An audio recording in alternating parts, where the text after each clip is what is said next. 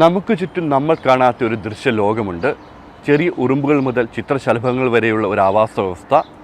അവയ്ക്കിടയിലേക്ക് ഇറങ്ങിച്ചെന്ന് അവയെ ക്യാമറയിൽ പകർത്തുകയാണ് ദുബായിൽ പ്രവാസിയായ മനു രഘുരാജൻ. മാക്രോ ഫോട്ടോഗ്രാഫിയിൽ തൻ്റേതായ സ്ഥാനം അടയാളപ്പെടുത്തിയിരിക്കുകയാണ് ഈ പ്രതിഭ.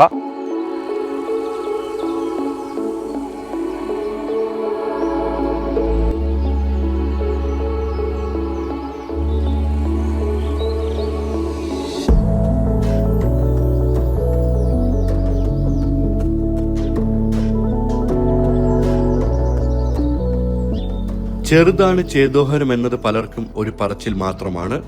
എന്നാൽ കൊല്ല സ്വദേശിയായ മനു രഘുരാജന്റെ ക്യാമറയിൽ പതിഞ്ഞ ചിത്രങ്ങൾ കാണുന്നവർക്ക് അതിലൊരു സംശയമുണ്ടാകില്ല. കാരണം അത്രമേൽ മനോഹരമായ ഭൂമിയിലെ അതിസൂക്ഷ്മ സൗന്ദര്യമാണ് ആ ചിത്രങ്ങളിലെല്ലാം.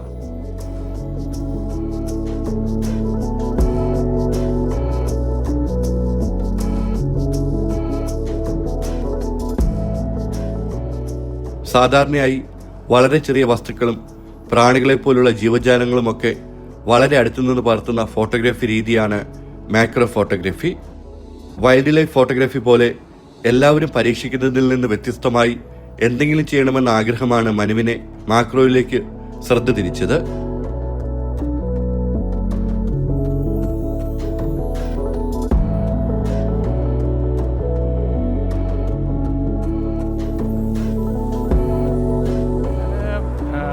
ബേസിക്കലി പറയുകയാണെങ്കിൽ നേച്ചർ ഫോട്ടോഗ്രാഫറാണ്. നേച്ചർ ഫോട്ടോഗ്രാഫിയാണ് മെയിനായിട്ട് ചെയ്യുന്നത്. അപ്പോൾ അതിൽ സ്പെസിഫിക്കലി പറയുകയാണെങ്കിൽ കൂടുതൽ interest macro photography of insect world എന്ന് പറയാം. ഇൻസെക്ട്സിൻ്റെ സ്മോൾ വേൾഡ് അതാണ് മെയിനായിട്ട് ചെയ്യുന്നത്. പിന്നെ ബാക്കി നേച്ചർ ഫോട്ടോഗ്രാഫിയും ചെയ്യാറുണ്ട്. ബേർഡ്സിനെ എടുക്കാറുണ്ട്, വൈൽഡ് ലൈഫിൻ്റെ ഫോട്ടോ എടുക്കാറുണ്ട്. അപ്പോൾ എന്നാലും special focus on macro photo.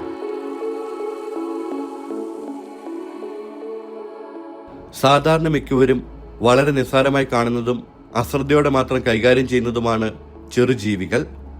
ആനയോ കുതിരയോ മുന്നിലൂടെ കടന്നു പോകുമ്പോൾ അത്ഭുതത്തോടെ നോക്കുന്നവർ സ്വന്തം കാലിലും കൈയിലും കയറിയിറങ്ങുന്ന ഉറുമ്പിനെ നോക്കാറില്ലല്ലോ.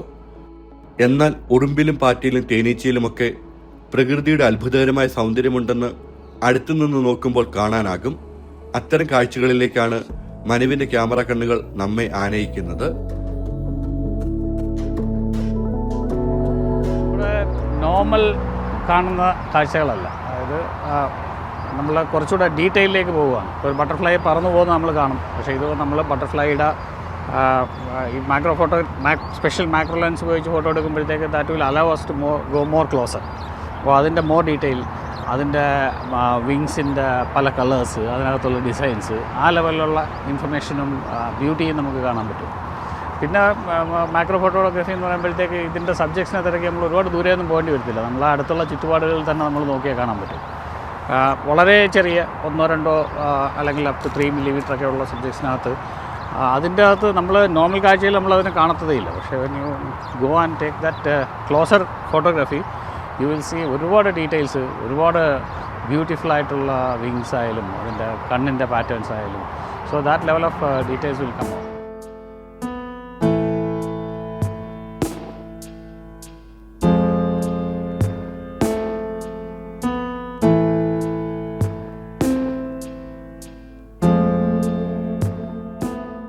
ചുറ്റുവട്ടങ്ങളിൽ ധാരാളമുള്ളതും എന്നാൽ പലരും ശ്രദ്ധിക്കാത്തതുമായ കുഞ്ഞു ജീവികളെ പകർത്തുന്നത് എളുപ്പമുള്ള കാര്യമായിരുന്നില്ല. പ്രകൃതിയുടെ കുഞ്ഞു സൗന്ദര്യങ്ങൾ അപാരമായ ക്ഷമയോടെ കാത്തിരുന്നും സമയമെടുത്തുമാണ് ചിത്രങ്ങളാക്കുന്നത്. അതോടൊപ്പം പ്രകൃതിയെ നന്നായി മനസ്സിലാക്കുകയും വേണം.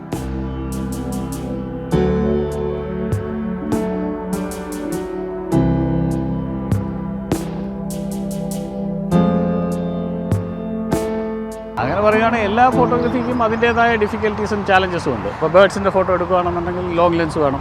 നമ്മൾ ചെല്ലുമ്പോൾ അത് പറന്നു പോകും. അപ്പോൾ അതിൻ്റെ ക്യാരക്ടർ അറിഞ്ഞ് അപ്പോൾ ഓരോ ഫോട്ടോഗ്രാഫിക്കും അതിൻ്റേതായ ഡിഫിക്കൽട്ടി ഉണ്ട്. അപ്പോൾ മാക്രോ ഫോട്ടോഗ്രാഫിയുടെ ഡിഫിക്കൽട്ടി എന്ന് പറയുമ്പോഴത്തേക്ക് അതിൻ്റെ ഇപ്പം മൂവിങ് സബ്ജക്ട്സ് ആണെങ്കിൽ, അപ്പോൾ ഇൻസെക്ട്സ് പോലുള്ള സബ്ജക്ട്സ് ആണെങ്കിൽ അത് നമ്മൾ ചെല്ലുമ്പോഴത്തേക്ക് അത് പറന്നു പോകും. ബട്ടർഫ്ലൈ ആയാലും തുമ്പി ആയാലും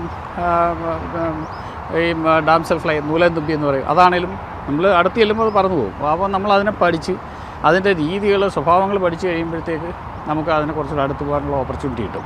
ഉദാഹരണത്തിന് കാലത്തെ വെളുപ്പിന് സൺറൈസ് സമയത്ത് ഇച്ചിരി ഈർപ്പമുള്ള ഡാംപ്നെസ് ഒക്കെ ഉള്ള സമയത്ത് പോവുകയാണെങ്കിൽ അത് കുറച്ച് റെസ്റ്റിംഗ് ആയിരിക്കും, അത് പറക്കില്ല. അതിൻ്റെ ചിറകുകളിൽ ചെറിയ ഡാമേജ് ആണ്. സൂര്യപ്രകാശം അടിച്ചത് ഉണങ്ങിയതിന് ശേഷമായിരിക്കും അത് പറയുന്നത്. അപ്പോൾ ആ സമയത്ത് നമ്മൾ അപ്രോച്ച് ചെയ്യുകയാണെങ്കിൽ നമുക്ക് കുറച്ചുകൂടെ ക്ലോസറായിട്ട് നമുക്ക് അത് പറന്നു പോകാതിന് അതിൻ്റെ ഫോട്ടോ എടുക്കാൻ പറ്റും. പിന്നെ അതിൻ്റെ ആ ഒരു ഏത് ഫ്ലവറിലാണ് അത് ഇരിക്കുന്നത്, അത് പ്രേ പിടിച്ചു കഴിഞ്ഞാൽ എങ്ങനെ ഇരിക്കും, അപ്പോൾ ആ ഒരു ലെവലിലുള്ള ഇൻഫർമേഷൻ നമ്മൾ മനസ്സിലാക്കി അതിനെ പഠിച്ച് ഫോട്ടോ എടുക്കുമ്പോഴത്തേക്ക് നമുക്ക് കുറച്ചുകൂടെ നല്ല ഫോട്ടോസ് കിട്ടും.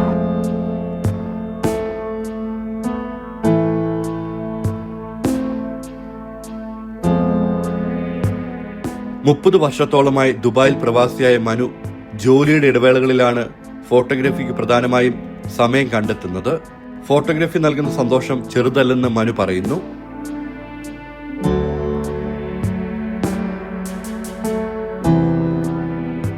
എടുക്കുന്നത് നമ്മുടെ ഒരു സന്തോഷമാണ്. അപ്പോൾ ആ പ്രോസസ്സാണ് സന്തോഷം.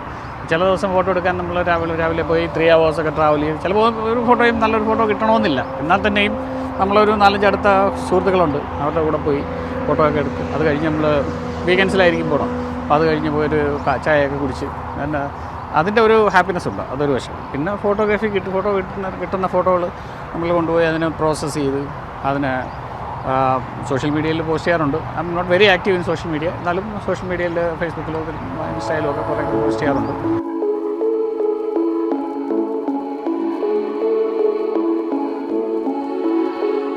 UAE-യിൽ പരിസ്ഥിതി ചിത്രങ്ങൾക്ക് ഒട്ടേറെ അവാർഡുകൾ സ്വന്തമാക്കിയിട്ടുള്ള മനു തന്റെ ചിത്രങ്ങളുടെ പ്രദർശനവും സംഘടിപ്പിക്കാറുണ്ട്. കുഞ്ഞു കുഞ്ഞു ജീവികളുടെ ചിത്രങ്ങൾ സമൂഹത്തിലേക്ക് എത്തിച്ച് ജനങ്ങളെ പ്രകൃതി ആദരിക്കാൻ ശീലിപ്പിക്കുകയാണ് ഈ പ്രതിഭ.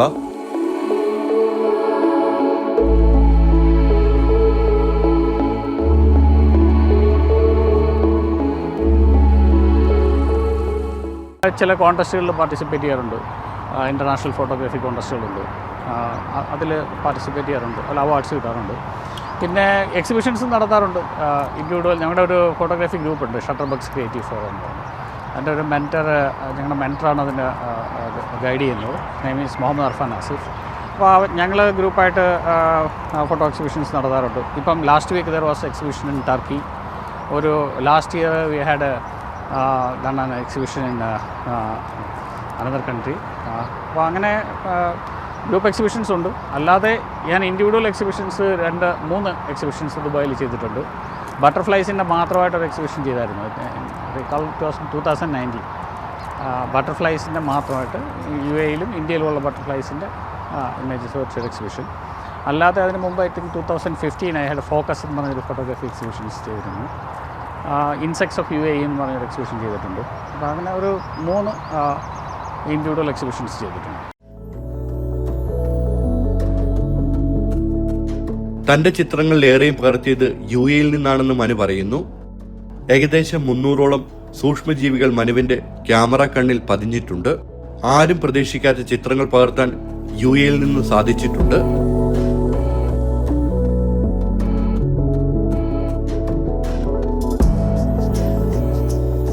UAE-യിൽ നമ്മൾ വിചാരിക്കും ഇവിടെ ഇൻസെക്ട്സ് ഒന്നും അധികമായിട്ടില്ലെന്നുള്ളത്. പക്ഷേ there is a lot of insects. ഇപ്പം ഞാനൊരു 150 to 200 സ്പീഷീസ് ഓഫ് ഇൻസെക്ട്സിൻ്റെ ഫോട്ടോ UAE-യിൽ തന്നെ എടുത്തിട്ടുണ്ട്. നമ്മൾ വിചാരിക്കും വളരെ ഡ്രൈ കൺട്രിയാണ്, ചൂടാണ്, യു ഡോണ്ട് ഹാവ് അധികം ഇല്ല എന്നൊരു തോന്നൽ വരും. പക്ഷേ അതല്ല, റിയാലിറ്റി ഈസ് ഡിഫറെൻറ്റ്. പിന്നെ ഒരു ഇത് പറയാനുള്ളത്, എനിക്ക് ഇപ്പോൾ ഏത് ഇൻസെക്റ്റിനെ ഫോട്ടോ എടുക്കുന്നത് ഇവിടുത്തെ ഇൻസെക്ട്സ് ഉണ്ടാവുമോ എന്നുള്ള ചോദിച്ചുകൊണ്ട് പറയുവാണ്. ഞാൻ ഒരു പ്രൊജക്റ്റായിട്ടൊരു ഫോട്ടോ ചെയ്തായിരുന്നു. അതെന്ന് പറഞ്ഞാൽ ഒരു പോർട്ട്ഫോളിയോ ആയിട്ട് ബിൽഡ് ചെയ്തായിരുന്നു. അപ്പോൾ സാധാരണഗതിയിൽ ഇൻസെക്ട്സിൻ്റെ ഫോട്ടോ എടുക്കുമ്പോഴത്തേക്ക് അതിൻ്റെ ബ്യൂട്ടി എന്ന് പറയുന്നത് നല്ല ഗ്രീൻ ബാക്ക്ഗ്രൗണ്ട് അങ്ങനെയാണ്. ഈ ഒരു പർട്ടിക്കുലർ പ്രൊജക്റ്റിൽ ഞാൻ ചെയ്തതെന്ന് പറഞ്ഞു കഴിഞ്ഞാൽ വളരെ ഡള്ളായിട്ടുള്ള, അതായത് ബ്രൗണിഷ് ബാക്ക്ഗ്രൗണ്ടിലുള്ള ഇൻസെക്ട്സ്. അതെന്ന് പറഞ്ഞു കഴിഞ്ഞാൽ സമ്മറിൻ്റെ പീക്ക് ഓഫ് സമ്മർ ദുബായിയുടെ നടുക്ക് ഒരു മംസാർ എന്ന് പറഞ്ഞ ഏരിയയിൽ ഒരു പ്ലോട്ട് ഉണ്ടായിരുന്നു. അവിടെ കുറച്ച് ഗ്രീനറി ഉണ്ടാവും. ഡിസംബർ ടൈമിൽ വിൻ്റർ സമയത്ത് അവിടെ ഗ്രീൻ ഉണ്ടാവും. പക്ഷേ സമ്മർ ആകുമ്പോഴത്തേക്ക് June July ഒക്കെ ആകുമ്പോഴത്തേക്ക് it is like completely dry out, brown. ആ ബാക്ക്ഗ്രൗണ്ടിൽ വെച്ചുള്ള ഇൻസെക്ട്സിൻ്റെ ഒരു ഫോട്ടോ എടുക്കുക. അതായത് ഈ സമയത്ത് ഈ 48-50 ഡിഗ്രീസ് ചൂടിൽ നമ്മൾ ഇൻസെക്ട്സിനെ ഒരു ലൈഫിനെ അതിനകത്ത് എക്സ്പെക്റ്റ് ചെയ്യുന്നില്ല. പക്ഷേ ഞാൻ രാവിലെ അവിടെ പോയി നോക്കുമ്പോഴത്തേക്ക് ഈ ഒരു ക്ലൈമറ്റിലും ഈ ഒരു ഡ്രൈനെസ്സിലും ഈ ഒരു ചൂടിലും ഇൻസെക്ട് ലൈഫ് വളരെ ആക്റ്റീവാണ്. അപ്പോൾ ഞാൻ ആ ഇൻസെക്ട്സിനെ ആ ഒരു ബാക്ക്ഗ്രൗണ്ടിൽ ലൈഫ് ഈസ് ത്രൈവിങ് എന്ന് വേണമെങ്കിൽ പറയാം. ആ രീതിയിലുള്ള ഇതിനെ ഫോട്ടോസ് എടുത്തിട്ട് അതൊരു പ്രൊജക്റ്റായിട്ട് ചെയ്തു. ഞാൻ 2 വർഷം എടുത്തത് ഡെവലപ്പ് ചെയ്തു. അച്ഛന്റെ പാത പിന്തുടർന്ന് മക്കളായ ഗോവിന്ദും മാധവും ഫോട്ടോഗ്രാഫിയിലേക്ക് കടന്നിട്ടുണ്ട്. ഇപ്പോൾ അച്ഛന്റെ ഫോട്ടോഗ്രാഫി യാത്രകളിൽ ഇരുവരും ഒപ്പമുണ്ട്. പക്ഷെ അവരുടെ ഇഷ്ടങ്ങളിൽ മാത്രം ചെറിയ മാറ്റവുമുണ്ട്.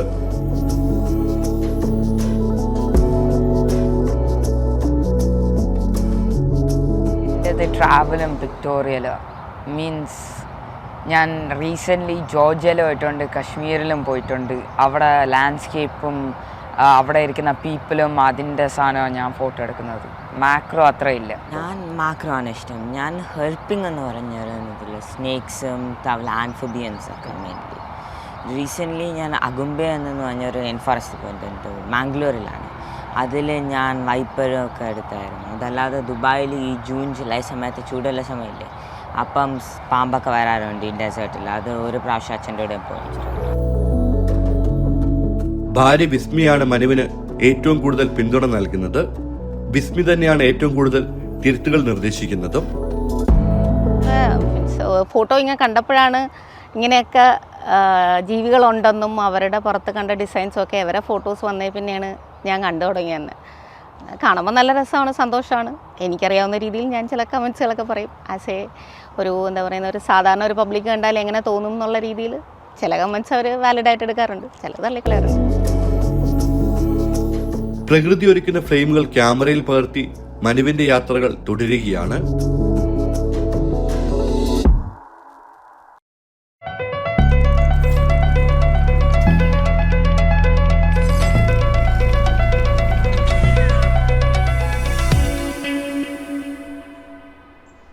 കൂടുതൽ കാഴ്ചകളും വിശേഷങ്ങളുമായി നമസ്തേ അറേബ്യ ഇടവേളയ്ക്ക് ശേഷം തുടരും.